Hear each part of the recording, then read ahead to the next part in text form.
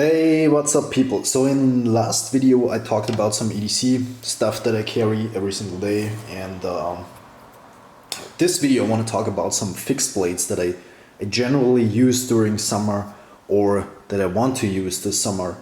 And but before we get into that, I want to thank you guys for 100 subscribers that we have right now. And I'm not sure what that means, probably that we just keep going. And for everybody that is subscribed to this channel, thank you very much. Like I said, I don't get anything from this, so but anyways, it means something. So thank you guys for that. If you're not subscribed, you know, just thank you for hanging out, I guess. And I don't know, I will never ask anybody of you to subscribe to this channel or something like that, but because I really don't care that much, but still I think it's cool. And yeah, thank you guys. So fixed blades. So let's start off with this one. This one is the Enzo Necker 70. The company is now called Breezer 70. 70 stands for, you know, 7 centimeters, 70 millimeters, however you want that. It's actually 6.8 centimeters, which is like 2.6 inches. It's a very tiny little knife that weighs like 64 grams, which is like 2.2 ounces. I have small hands, by the way, so you can see this barely fits in my hand, but still I can get a good grip on here. Super slicey. This is the flat ground version. I use this a lot. This is sort of a project knife for me. It's like a workshop knife. Mainly cut kydex with the stuff, so gets really roughly used generally. And this is not the sheath that it comes with. It comes in a leather or a kydex that looks a little bit different. I have a whole video on this knife. If you're interested, I'll leave you the link in the description box. So I guess we go from smallest to largest, and also throw in some other outdoor camping tools and stuff like that in there as well, not just knives. So this one is the Mora Companion MG. I'm not sure what the MG stands for. This one is a very popular knife, actually. A lot of people own this. A lot of non-knife people own this as well. Sort of your go-to entry camping knife, something like that. Very sharp. They come razor sharp out of the box. This one is the carbon steel version, and I paid 10 euros and I think 20 cents or something like that in store, which is a hell lot of a price for a knife like this. Feels really good in hand. With the sheath, it weighs in at about 111 grams with a 4-inch blade, 10 centimeter blade length. Sheath is not too bad. I'm not the biggest fan of these, but it still works, and they are incredibly inexpensive. Very good knife to loan to somebody that's not a big knife person, if he wants to carve something or stuff like that. A little bit of wood whittling there. So next up is my favorite belt knife of all times. I carry this thing a lot through the last past summers, and I just like it. I think it's one of the most underrated Bug River knives of all time as well. It's the Bug River Hudson Bay trading knife. It's sort of a traditional design. It may look weird to a lot of people, but this design actually works really well. It has a coffin-shaped handle, as you can see. Whoops, sorry. Coffin-shaped handle. I get a killer grip on here. You will never slip on this blade because of the... I'm not sure if it's because of the micarta, but I have never slipped on this blade, even if in the very coldest and wettiest conditions that you can imagine. So this is a great tool to have around. I use this a lot more during summertime than during wintertime. It's just I don't know, I think smaller knives are greater for you know, for summer, and bigger knives are greater for, you know, winter, when you actually need to chop through everything to get to the dry core of the inside of the wood. So this is a great slicer. It's very thin behind the edge. I will not give you behind the edge thicknesses in this video. It's just otherwise it will take way too long. But this is a great slicer. It's like a 4 millimeter blade stock thickness. I think not even, like 3.5 or something. It's really thin blade stock thickness, sturdy enough. You can actually do a little bit of chopping, some very light chopping. So, you know, if you have to clear out some brushes and stuff like that, but it's not made to, you know, be hard used too much. But I have batoned this knife in the past, so it holds up fine. This is 8.2 steel. Very good steel for the outdoors. Very easy to resharpen, takes a good edge. They probably don't make this too much or make too many of these because not too many people buy these designs, and so they only make this in A2 steel. But it's a great knife. Can highly recommend it as a belt knife. Leather sheath. I store my knives usually outside the leather sheath, and then when I put it on my belt, I put it inside the sheath, so I get, I get more lifetime out of this sheath before I actually want to, I know you can water harden and stuff like that, water form the sheath, but I don't want to do this yet. The sheath is waxed, by the way, so it doesn't absorb all the moisture in the outdoors, and I have one of these castrum danglers up here. It's like a carabiner with a dangler. So you have the belt loop, you put this on your belt, and then whenever you want you can clip the knife to your belt, and it works really well. I don't like knives that ride too high on my hip. I sort of like these dangler systems a lot more. And yeah, this is a great knife to have. Like I said, carry this one a lot during summer. So next up we have sort of around the house, sort of hard use working fixed blade. When you have a folder on you, but you don't want to get all the dirt and crap that you work around into the knife. It's sometimes a lot easier to carry fixed blade, and you can also use it a lot rougher. This one is the Acton Werber P200. It's still, in my opinion, a sleeper brand, even here in Europe. I'm not sure if these are even available overseas. So the company is called Acton Werber.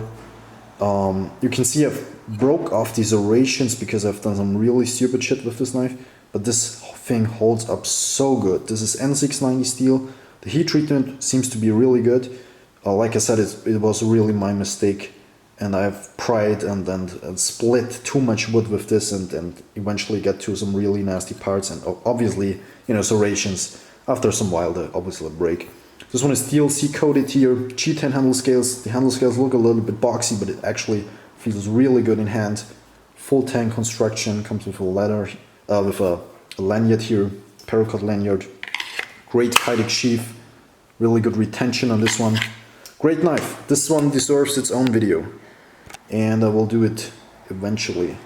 It's like a 10 centimeter blade, 4 inches, 168 grams, 5.9 ounces. Yeah, 5.9 ounces.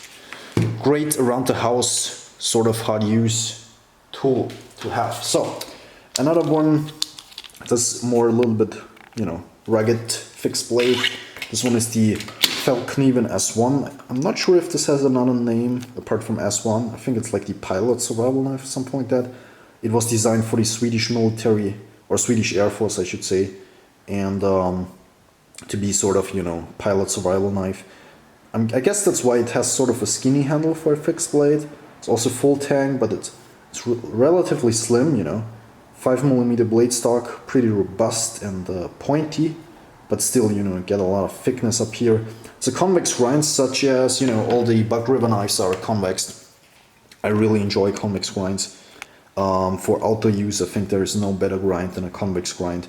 So even on the knives that are flat grind, I usually convex the edge when I use it for, outdoor stuff.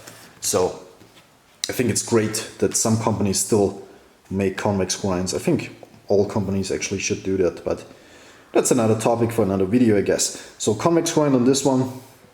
This one is a little bit thick behind the edge, so it's not the sliciest knife. It's really more for, sort of do-it-all, split stuff, chop stuff, pry stuff apart knife, so really a survival knife. 13 centimeters in blade length, which is like a little bit over 5 inches, so a little bit similar to the Hudson Bay knife there, so sort of a belt knife size. Originally came with a leather sheath, so I prefer the Feldknieven leather sheaths way better to the Seitel sheaths that they make. So the leather sheath is much better. And also have this aftermarket Armatus Carry, I think is the company. Armatus Carry company Kydex sheath with its own dangler system. I will do a whole video about this sheath and the system probably in the next couple of weeks. I'm not sure. I don't have too much time to make videos these days, but I will try my best to make more in the next weeks. So probably we'll see a review on this knife and this sheath. But like you can see, this one has not been used too much. This is laminated VG10. Not sure if you can see the lamination line here, but heard a lot of good things about the Falconeven. This is the only Falconeven knife that I currently own. Probably will get more in the future. So, next up we have one of my all-time favorite fixed blades. This is the Caber, their version of a Mark II fighting knife. This one is called specifically the 1217, I think. So it's the, or USMC fighter, however you will. It's basically a World War II fighting knife design, and Caber still makes this design to this day. Very similar to how they looked during World War II. Very good knife. Excellent knife, to be honest. This is one of the best fixed blades that you can get, in my opinion. It's just a stick tang knife. A lot of people shy away from that, but don't do that. It's a great knife. It only has also like 4.2 millimeter blade stock thickness, so you know that and the stick tang and the leather, stacked leather handles. A lot of people don't like that, but it's a great outdoor user. It's the 1095 is done really well. It takes a wicked edge. You can see this one is super sharp. And actually, let's get a bigger piece of paper here, shall we? So, whoop! Oh my god! Just told you that it's super sharp and then it doesn't cut anything. No, we just get hung on up something there, but it's a great slicer. Really goes through this. And I've also convexed the edge on this one. Like I said, I usually do that on my outdoor fixed blades. It's not a chopper per se, the balance point is really towards the handle, but because of the length, it's like 18 centimeters in blade length, 7 inches. It got a little bit of reach and you can chop some small branches and stuff like that.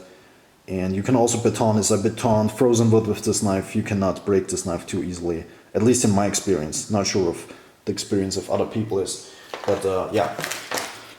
I bought mine with the, like I said, stacked leather handles. By the way, these smell absolutely beautiful. I wish you could smell that leather. It's so beautiful. And it was really light in first, and now it has picked up all the grease from my hands, and it smells amazing, and it looks also really good. So there's also a side-tail version of this one, but I opted for the leather version and also for the leather sheath, which is this one. Very simple, but still very capable leather sheath in my opinion. This one has also patinaed quite a bit. You can see I've done this little modification here so I can carry fire steel on this sheath. I don't use the leather sheath too much anymore because I have a Kydex, and then I have this Kydex that's from Caber themselves. This is also a great sheath.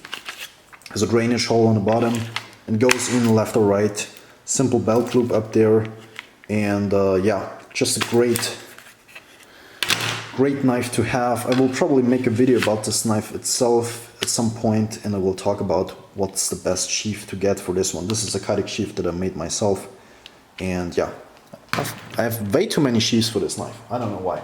So, a lot of knives that actually, you know, go in the same style of this one, which is like a, how do you call it? A field knife. It's basically a field knife. So it's meant to do everything: fighting, you know, starting a fire, you know, general use, sort of a, you know, field knife, a military fixed blade. And a lot of knives that came after World War II have a lot of design influences from the Navy Mark II design.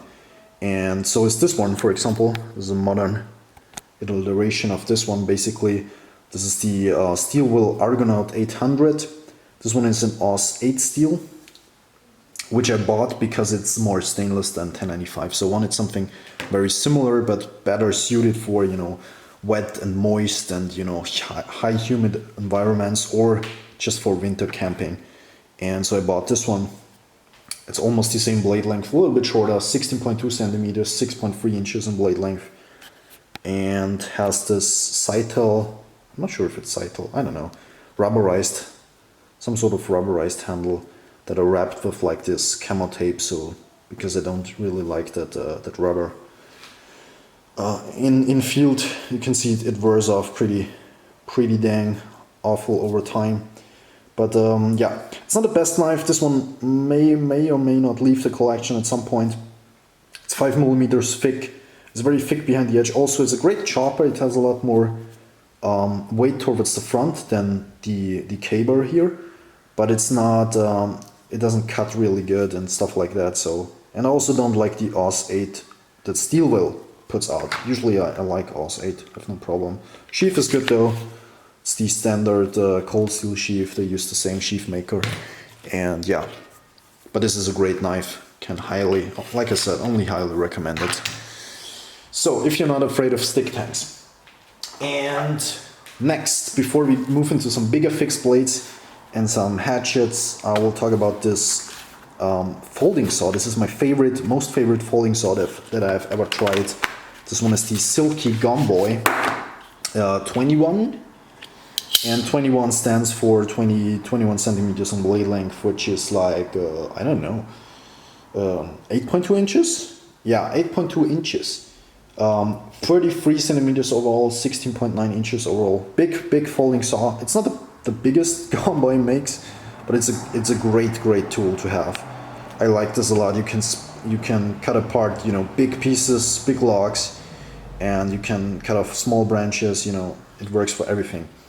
Generally, when I go in the outdoors, I carry a fixed blade, and I always carry a saw with me. It's just the most important outdoor tool. You can get so much work done with a knife, but you can get even more things done with a knife and the saw combined. So this is a great thing to have. I have these actually have interchangeable saw blades. This one is the medium coarse blade or medium rough. I don't know how you call that. I have also the very high rough, the one with the larger teeth that's made for thicker and harder wood. And the other one I generally use during winter when the wood is frozen and it's really hard to get to the dry core of wood in general. So it's very flexible, has flexed on me very much, but it has never broken me, and it holds an edge for a really long time. Yeah, Silky saws are just amazing. The rubberized handles work really great in winter. I have this lanyard on here so I can hang it to stuff. When I'm out in the bush, I can hang it to a tree, and during winter I can put my hand through here so it doesn't fall into the snow. I carry it in this Gerber sheath. This is not a sheath that was technically made for the saw, but it sort of fits. You can see this saw that I have is a little bit too big for the sheath, but the sheath itself is great. Like I said, it's made by Gerber. It says it's USA made. I'm not sure about that, if that's true. Probably, maybe, I don't know.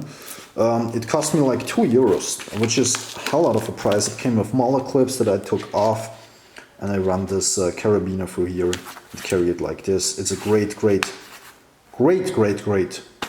folding saw pouch if you're in the search for one. There are way too few pouches for saws on the market, in my opinion. So, but maybe not that many people carry folding saws. I don't know. So, let's move into some bigger knives, shall we? So, generally speaking, during summer, this is something that I will carry on me. When I'm out in the field for multiple days, when I'm hiking, stuff like that.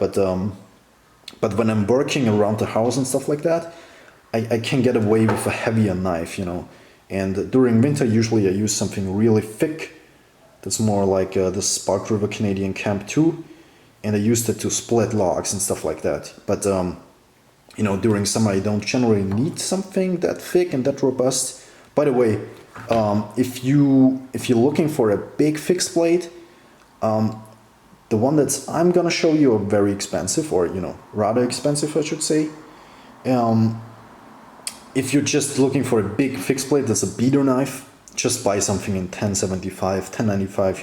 Just buy a very simple tool and make yourself the sheath.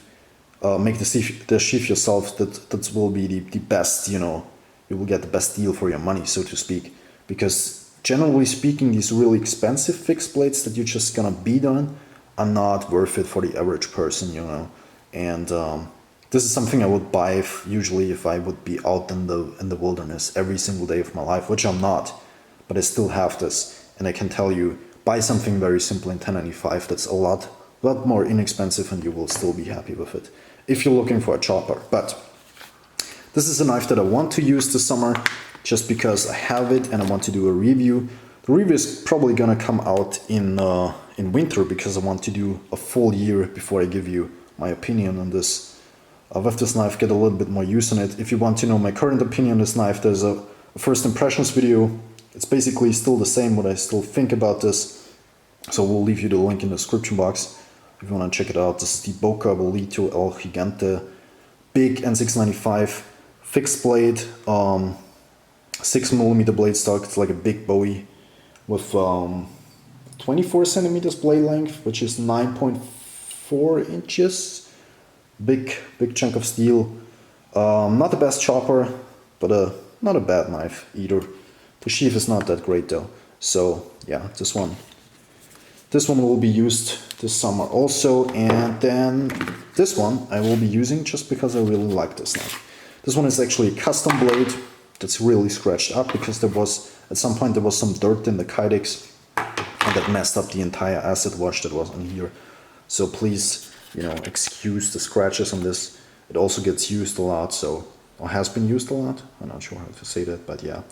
This one is also a big Bowie knife. You can see I like Bowie knives and I like big knives. I think you can get a lot of work done with them. Has carbon fiber handle scales, which I'm not the biggest fan of for outdoor use, but it still works somehow.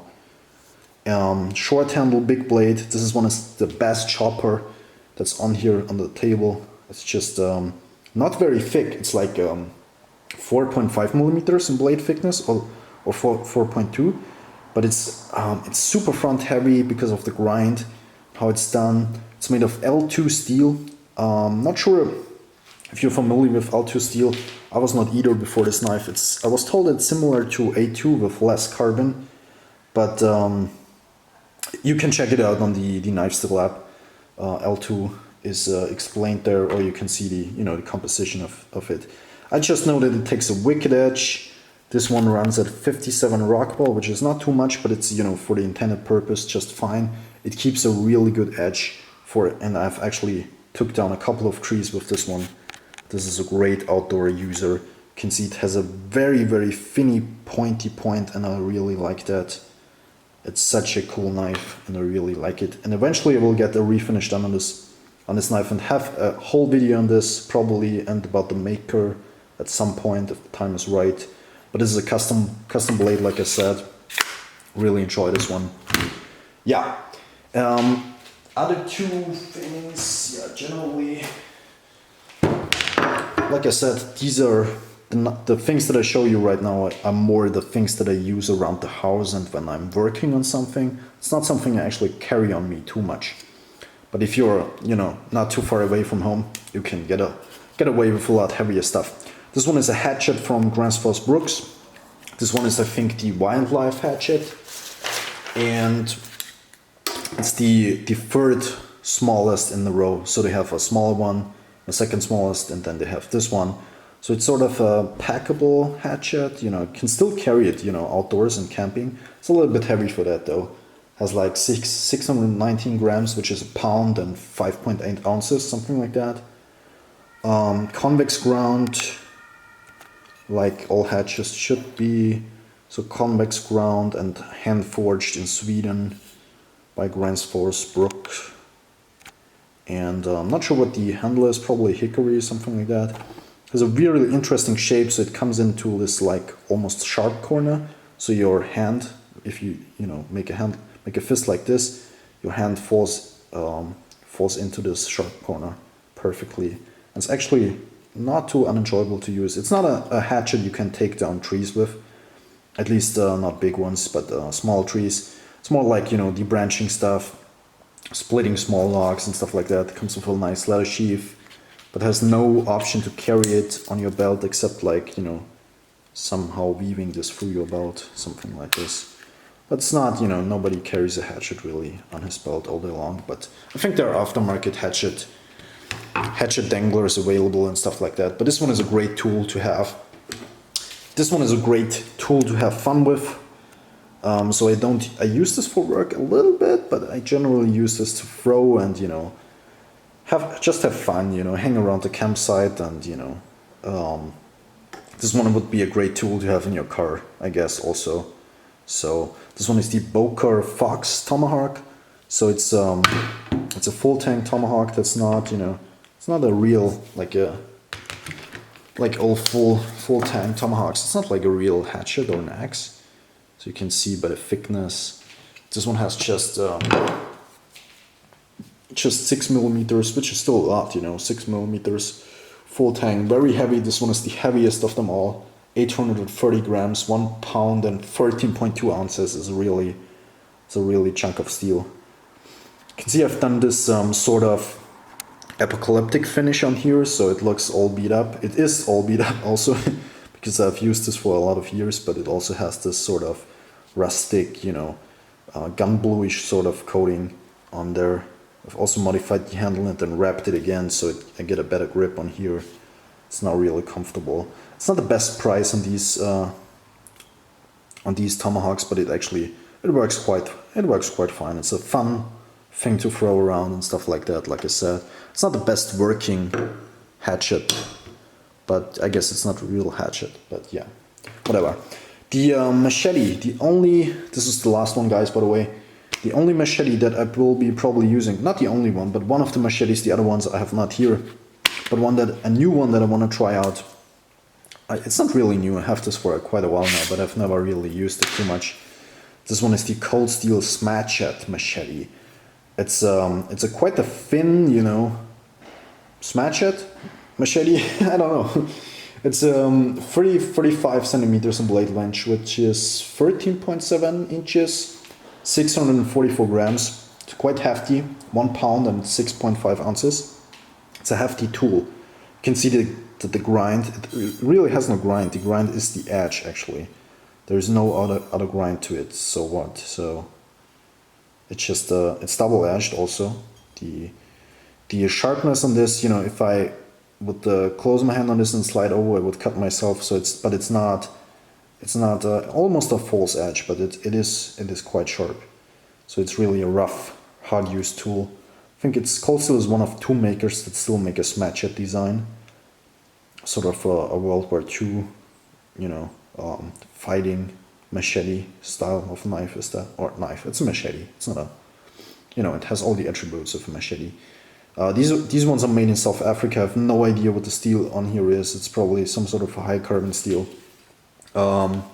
This one I will be using a little bit this summer, you know, again, sort of around the house, doing campfires, you know, next to the house, but not for actual camping.